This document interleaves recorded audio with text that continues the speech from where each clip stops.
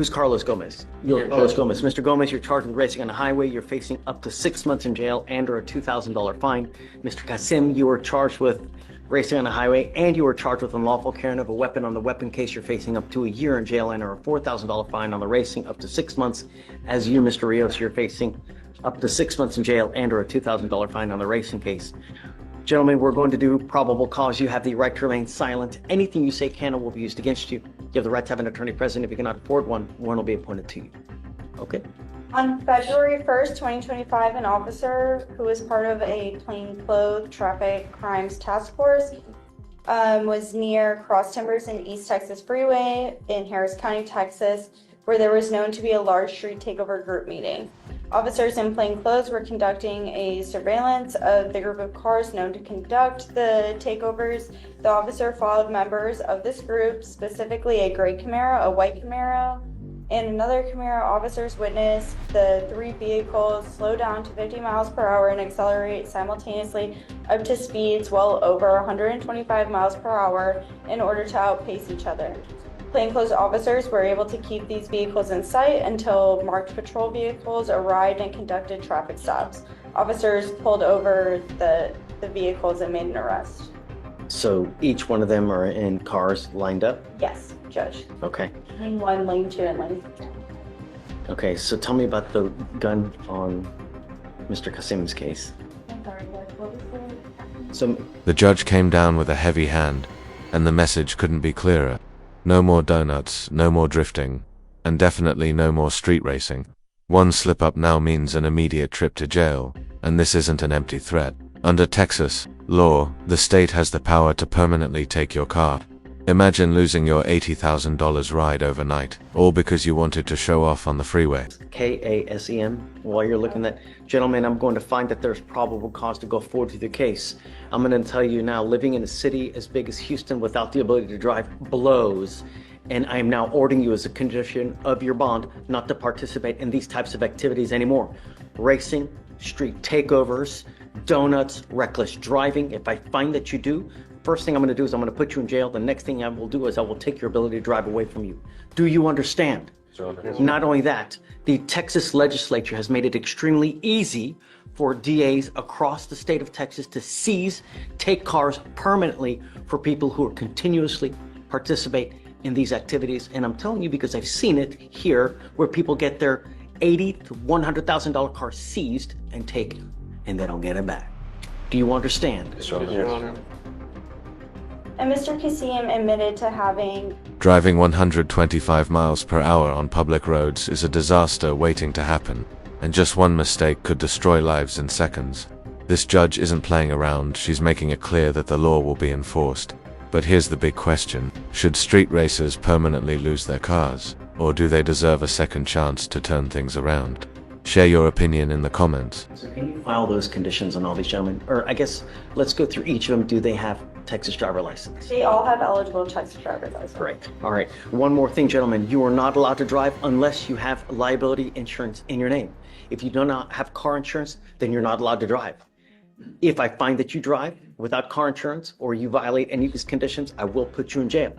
I will do everything in my power to protect my community. Imagine you hit something at 125 miles an hour. You crush anything. Do you understand? Yes, Your Honor. I will have you each take a seat while we craft your bond conditions. We'll have you sign it. Because you guys have lawyers, I will waive your appearances. So you don't have to waste your time coming to court, but you must stay in touch with counsel and they will tell you when you have to come back to court. If they tell me they cannot get a hold of you because you're ducking and dodging and playing games, I will issue a warrant for your arrest. You pick up a new case, I will issue a warrant for your arrest. You become a danger to my community, I will issue a warrant for your arrest. Understand? Yes, Your Honor. All right. I'm going to have you each go to Victoria, sign a reset, and then we'll have you take a seat in the jury box. Gomez? And then if you can file all those and all of them. Thanks, Brent. All right, so Mr. Edwin, you're charged with evading arrest or detention. And criminal trespass. You're facing up to a year in jail and or a $4,000 fine. You guys have worked out an agreement where they're offering you 21 days in jail on the evading, credit for 7. Is this what you want to do, sir? That I'm getting out tonight. Yeah, it's time, sir. Sometimes it's very sexual to me. Thank you so much for But you need to understand, this is going to go on your record. so the defendant just stated they are fully registered to be guilty. Whether it's a slip caused by a language barrier or simply the strangest guilty plea we've heard all week, one thing is certain: the judge's patience is running out. This courtroom scene is balancing on the edge between confusion and complete chaos. If you run from the police again, they can charge you with a felony offense. Do you understand? If our Salveria toll licenses does not want me to get in trouble like this again. I didn't hear. Salveria toll licenses does not want me to be acquitted and being in a judge's face like this again. He's saying somebody doesn't want him to get in trouble again like this. You know what we're doing today, right? Today is the lawyer's offense of licensing me to get out of jail, yes sir. Well, you're pleading guilty. Is that how you understand it? I'm not necessarily pleading not guilty, yes sir. Are you guilty? I am fully registered to be guilty. What happens if you pick up another evading arrest? You are resourceful and knowing to not do it. So we don't What do you want say? He said we are resourceful to knowing to not do it. Okay, don't. You can get a felony next time. You understand? All right. You're giving up a lot of rights by doing this today. You don't want a trial. You don't want to talk to witnesses. You need to understand that there are consequences. It will go on your record. It will be there forever. Just be like Salveria Toll Licensors. I am just be like I am the CEO of Salveria Toll Licensors, which means I am a lawyer. You understand that? Let me reset it, Judge. You do not want to get in trouble. Let's go back. You saying we do not want to get in trouble? I want to make sure you understand, Mr. Edwin. Mr. Edwin, we just need to make sure you understand what's going on. Okay? You know that you're pleading guilty to this offense. Let's break it down clearly. Once you plead guilty, there's no rewind button, no trial, no appeal, no second chance. That choice is final, and for anyone who isn't a US citizen, it could even result in deportation. What might look like ordinary courtroom drama is actually a life-changing decision with very real and serious consequences. Yes, sir. Yes, sir. Do you know what that means? Taking conviction. Right. So you know that this charge will go on your record, correct? If you run from the cops again, you will be facing a felony charge. You understand that? Okay. You also need to understand that by pleading guilty, you are giving up many rights. You don't want to go to trial.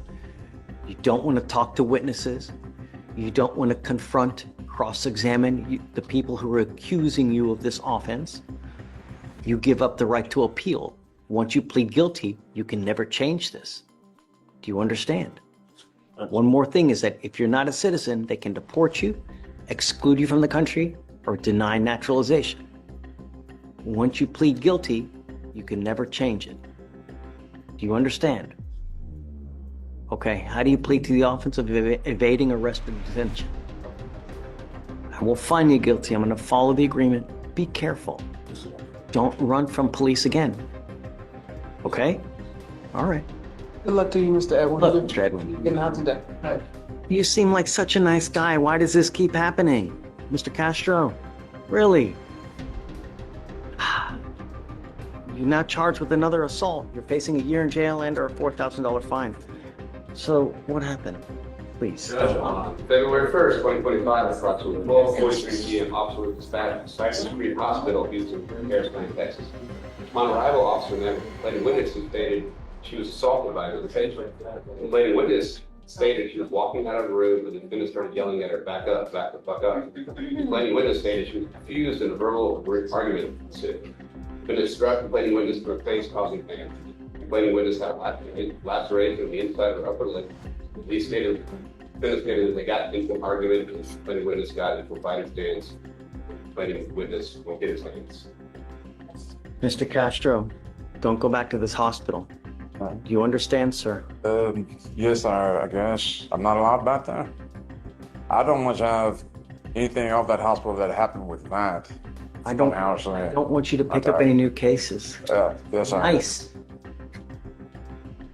I'm continuing to do that today. But, interestingly, I guess, though, you're lucky. Listen, I'm giving you a lawyer. Just stay in contact with him. He's usually pretty good about staying in contact, okay? Don't pick up any new cases. I don't want to have to put you in jail, all right? Just be nice when you're out there. All right, we need him to sign conditions and then you guys are free to go, okay? All right. Here we have a repeat offender back in court for his third bond, and this time it's for tampering with his alcohol monitor. The real question is whether the judge will show mercy one more time, or if he's finally run out of chances. Stay tuned to see how this one plays out. You mind filing that? There's no contact with the complaining witness and no going back. You're on a deferred, the type of probation for an extremely serious case. I mean, it's about as serious as it comes. You're supposed to live with a halo over your head, you know? Don't say anything. I'm just telling you, you gotta live like you got a halo over your head. You've picked up a new case with us. Lori is asking me to give you a PR bond. And I think everybody deserves a chance. So I will give you a PR bond now, but I'm not gonna play this game. If you continue to pick up new cases, if you're a danger to my community, I'm not gonna keep doing this. Do you understand? Okay. The problem is that you've not made bond upstairs. So I don't know if you're gonna be able to, whether they're gonna give you a PR bond or one, I don't know. So I will give you one with us on our failure to ID case here.